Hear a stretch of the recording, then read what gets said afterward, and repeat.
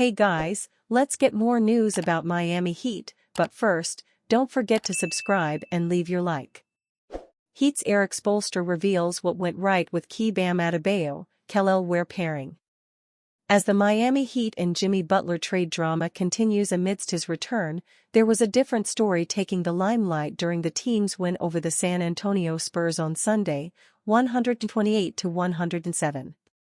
The Heat finally showcased Bam Adebayo and Kel'el Ware together on the court for an extended period in what was a long-awaited sight as head coach Eric Spoelstra spoke about the decision. Miami started slow against San Antonio, but the tide started to turn when Spoelstra decided to put Adebayo and Ware together on the floor as what transpired was a 14-2 run and eventually a 36-13 run, which put the team well ahead of the opponents. Ware even led the team with 25 points on 10 for 19 shooting from the field to go with 8 rebounds and 2 blocks, as Spoelstra said, to clutch points that both were the initial spark that led to the team finding their winning ways. That was definitely the initial spark to the game, Spoelstra said. You know, they just were tremendous defensively. That kind of ignited the energy for the group, and then we were able to get something transition, and then, you know, our offense obviously started flowing from there. You know, this old head coach has been trying to get the team to connect the dots. Usually, when we defend, we play with that energy. The basket gets bigger for us. You know, our offense hasn't been where we wanted to be all year long. Asked SPO about the extended minutes for Bam Adebayo, Kel'el Ware together.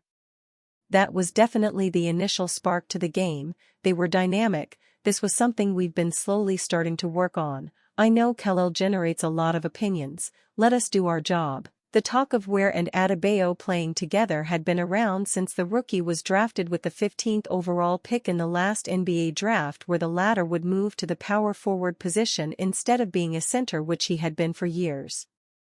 The Heat's captain would score 6 points in the game but also had 11 rebounds and 5 assists, as Spoelstra spoke more about how dynamic both are and how Ware has been commanding the attention of the team.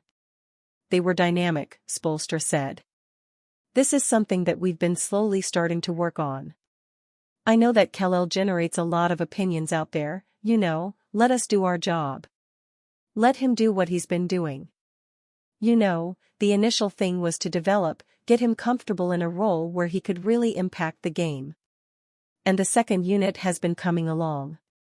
It's been one of our bright spots the last several weeks, and he's really been getting comfortable in that role, and what he's done with his play and his ability to impact the game is earn more, Spoelstra continued. And that's what you're seeing. That's what you want all players, you know, to do, earn more.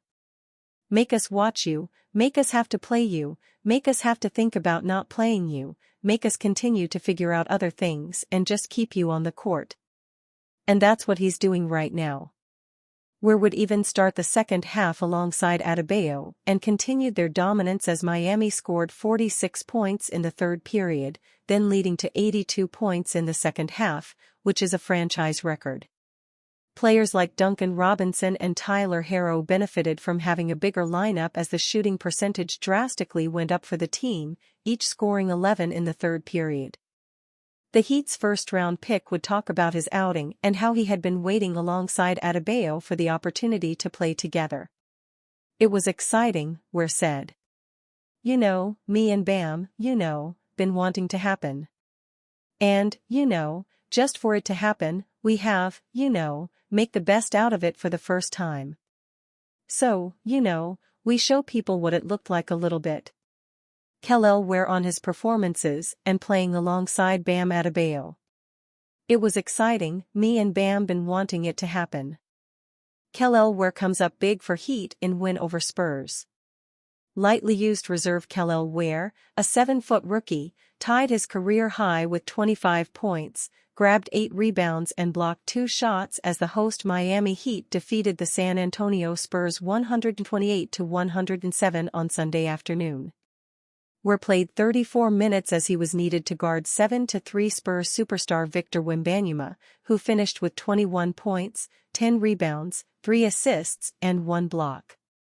Entering Sunday, where was averaging just 13.2 minutes and 6.6 points in 25 games, all as a reserve, and he was not used in 15 contests. Also for Miami, Duncan Robinson scored 21 points, Terry Rozier had 20 points off the bench, and Tyler Herro overcame a slow start to post 18 points.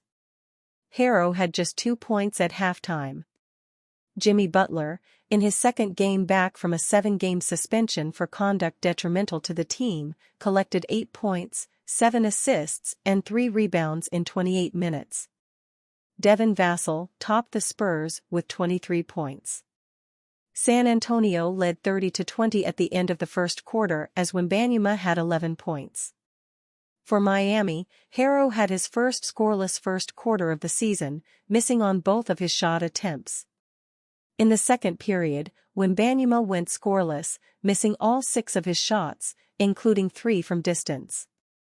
Miami capitalized, rallying to take a 46-41 halftime lead.